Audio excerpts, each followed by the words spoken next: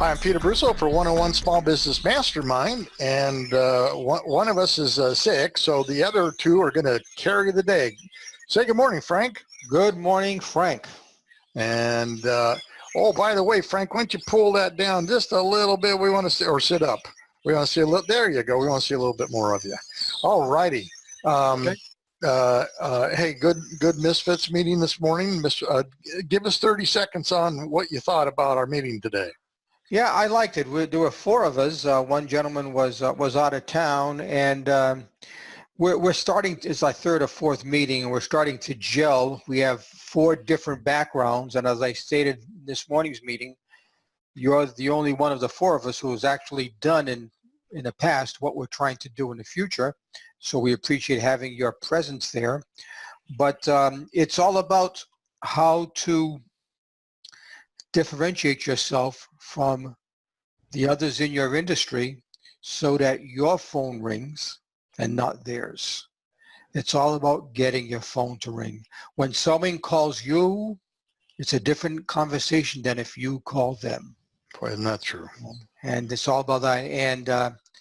And what we're using as one of the basics is this podcast that we talk about on a weekly basis, but also a lot of the twin stories that I create. I've noticed a lot of trends and similarities, and we talk about those as we talked about this morning. We talked a lot about Amber Blonigan, our topic from last week. Yeah, and anyway, and I mentioned a little tease about what we're going to talk about today. So it was a good meeting. Yeah, no, I really like it. I like the twin stuff popping out all over the place too. Of course, I'm a big fan of your twin stuff, so that's all popping out. All right, let me get my block started here. This is the time you take your cyanide capsule because I'm going to bore the heck out of you. And here we are. This is how I'm going to bore the heck out of you. Let me know when you can see that. Yeah, it's a little bit fuzzy, but I can see it. It's just that it hasn't cleared up. But again, I'm working for a slow laptop. That's okay. Oh, there it is. There it is. Okay, I can see it now. Here. Yeah, zoom it up a little bit here. All right. And why can't I see that? Oh, here it is. Okay, there. That's what I want to really look at right here. Per last week, we talked about the anatomy of a good flyer, and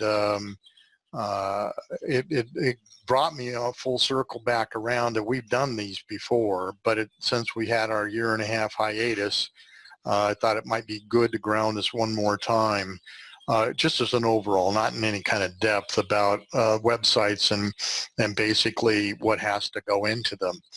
And for those that want, I'll probably make this particular slide available on our podcast. But, on a website, this is what it contains.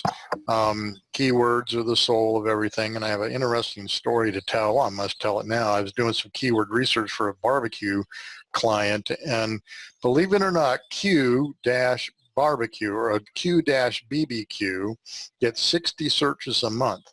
So does Q space BBQ. Wow. Yeah. Wow. And then his name is John. But when you say Q, you're saying the letter Q? The letter Q. Yeah, so letter Q. Wow. And I said, whoa. And so I'm looking to differentiate him, obviously, and he wanted his name, johnsqbarbecue.com. Well, that's already taken. And I don't like the idea of apostrophe S in the middle of a name or even a plural name if I can help it. So we got down to John Q, which is the beginning of his last name, Q, bbq.com. And that has no competition at all. And it searched. It was amazing. So goes back to my story that I think I know everything about keywords. Everybody does. And we really don't know anything until we actually look at the data. The data didn't lie.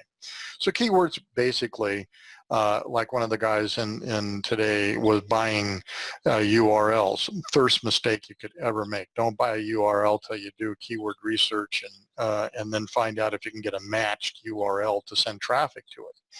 Why swim upstream, spawn, and die? That's what most people do.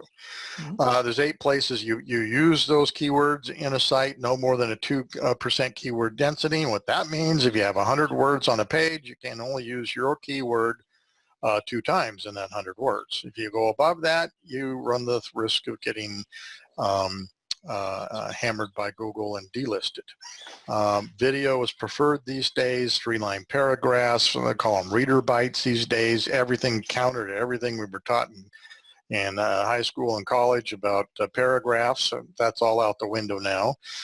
Pictures always should have captions, and that's one of the places that Google really looks at, the captions under pictures, and it makes some kind of sense, because if somebody's going to put a picture on their website, it has to be pretty apropos with what they're doing, what that's all about. So they look into those quite frequently. Frequently asked questions are great.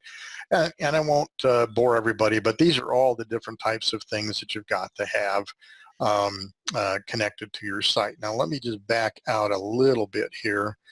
So that's the heart of your website, but basically here's all the other stuff that has to go into a website. It's really, you build a website and do all this stuff, you're still not going to get any traffic. It's all this other stuff that you do outside the website that drives traffic to your website, from your YouTube channels, doing link wheels, to podcasting like we're doing here, article marketing, offsite blogs, Yelp reviews, Google reviews, platinum, by the way, 411 sites, those are informational sites, backlinks, and of course your social media plays such a big role these days, and there's lots of turmoil on social media. I'll probably save that to next week's conversation. Wow, some really big stuff going on with how social media isn't working. And It isn't? is not working, and it's not the revolution everybody said it was going to be.